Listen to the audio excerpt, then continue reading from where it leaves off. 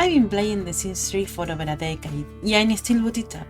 Not because it's perfect, far from it. But maybe that's exactly why I love it.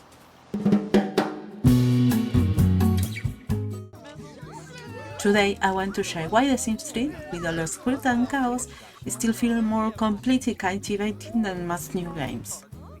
This isn't just another nostalgia trip. It's about finding beauty in imperfection and maybe realizing that flaws are exactly what make a game unforgettable.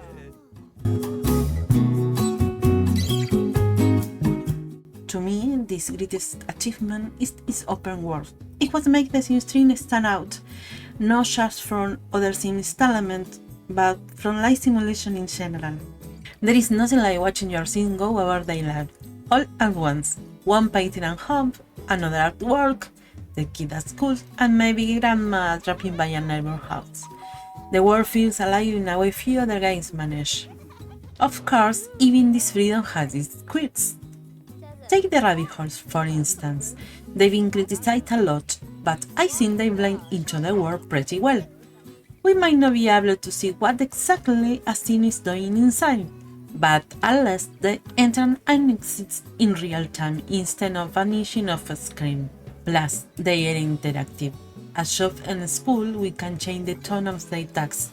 In most rabbit hole, we can send Sims on tour, take photos, or even YouTube. But let's be real, all this freedom comes with a cost. If your computer isn't up for it, you'll notice the town feeling empty, like throwing a party at the park and nobody showing up. That's just the Sims struggling to keep every local active all the time. And then there is the infamous story progression. After a couple of generations, suddenly everyone in towns start looking like they're rolled out of the same dog. Hello, pudding faces. Still, for every flaw, there is a fix, and trust me, the Sims 3 community has turned fixing into an art form, but we'll get to that later.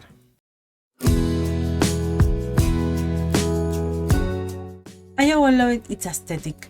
It's called back to the Sims 2 with the dressing room vibe, but still feels distantly in Sims 3 with its signature palette of blues and beige. Sims creation here is all about sliders. They might be a little clunky but today's standard, but back in 2009 they were pretty advanced. And they still gave a surprising amount of control over every detail of your Sims. But the real star is CAS, with its color wheel and the ability to apply any pattern to almost everything. The possibilities are endless. A brick pattern on a sweater? Why not? It's the kind of feature fans still begging to see return in newer games. Of course, the more expansion and constant content you add, the slower CAS can get. But luckily, Master Controller had a easy physics. It can tidy up some options with a couple of clicks.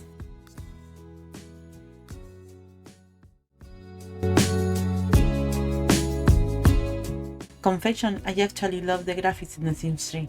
I know, that's controversial. A lot of the players don't like them, and sure, plenty of compromises were made for the sake of the open world. A clear example, watch how 3 vanished the moment you zoom in, but my love goes beyond the technical side. What I really enjoy is that The Sims 3 has a sweet spot. It feels grounded and real without being human, but it's not cartoonish either. Personally, I never like it when games graphics look like they straight out a Disney movie. And yes, that includes the Sims themselves. They've been called potato faces countless times. Honestly, I don't mind. Potatoes are one of my favorite vegetables anyway. And besides, with the endless constant content and this full replacement out there, they can look absolutely stunning. Speaking of the Sims, let's look at the missions appearances. As with the inter-series, the game is called The Sims, and they truly deserve to be the star of the franchise. But in The Sims 3, those little pixel feel almost human. I get attached to them like they're people close to me. I celebrate their triumph, I suffer with their losses. Some Sims I played with felt very important to me. Traits. They're the building blocks of personality. They are 64 in the base games alone, expanded to 99 with all expansions. Each sim can have up to 5 traits, 7 if you have university life. That combination makes for endless possibilities, letting us create sims who feels different from one another.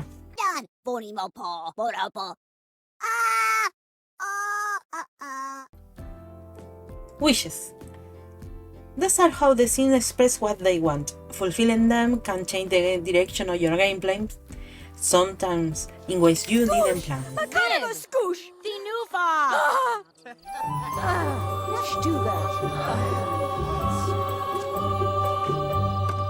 Moodlet. Those little icons might look simple, but they can completely shift a sim's behavior. Positive moodlet make them thrive, unlocking rewards and better performance. Negative ones can hold them back, or even stop them from doing basic activities. Lifetime wishes. I love that sims can have a big long-term goal, but with the freedom to approach it whatever you want. Some are straightforward, like reaching the top of a career. Others, like Renaissance Sims, let you decide which skill to master and how to head there. And the best part? Even if you never fulfill a lifetime wish, your sim lives are still full of stories worth telling. Opportunities, little tasks that add even more gameplay. Speaking of gameplay,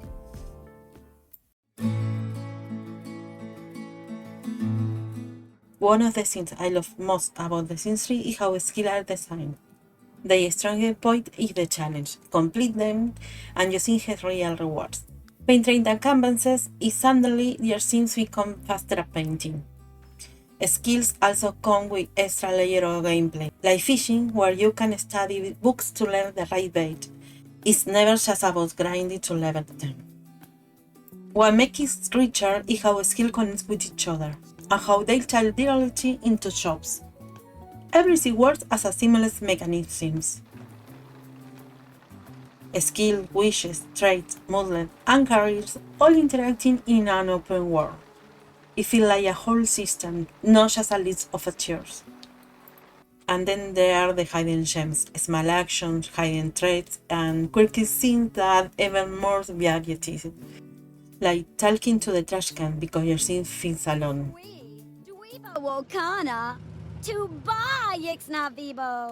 Sometimes that complexity leads to frustration.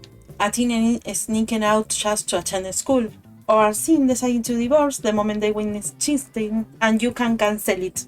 It's the moment I say, oh no, no, no, no, no, no, no, no, no, no, no, no, no, but deep down I'm impressed. Because that unpredictability is exactly what makes the game feel alive. Naturally, all this happening at once also means glitches. Some are hilarious, others not so much. But here is the thing, for every problem there is a fix. And that is thanks to the incredible Sims 3 community. One of the best things about The Sims 3 is how it brought so many people together in so many different ways. There are those who create mods and fixes that make the game run smoother or add entirely new layers of gameplay. Annie, I love your mods. Others share tutorials of everything from the simplest to the most complex, so no one feels left out. And of course, Siemens who beautify our work and sing with constant content and replacement, or who will enter words and share them asking for nothing in return but a little appreciation. This is something I really appreciate because it's a lot of time and love invested. It's a wow to me. Then there are the communities themselves, forums, challenges, blogs, history, you name it. The Sims 3 has everything. Sure, no community is perfect. But that's what is make real, and after all of these years, the Sims 3 community remains one of the most creative, generous, and passionate groups I've seen.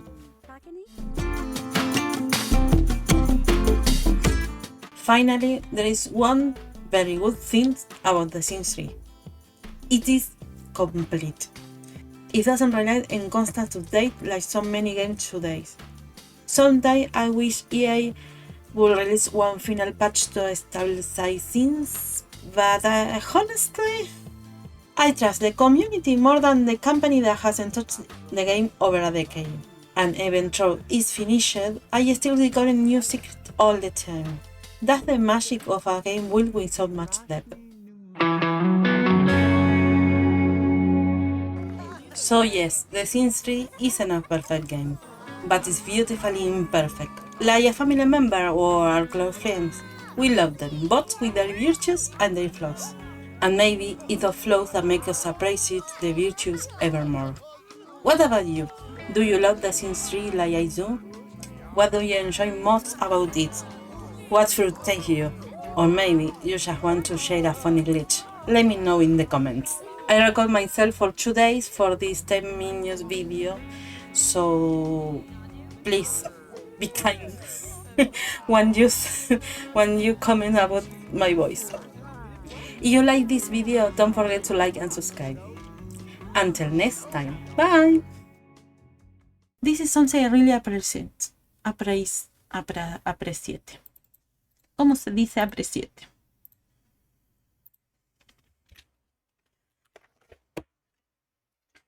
Appreciate. Appreciate. No es así, pero bueno, es parecido.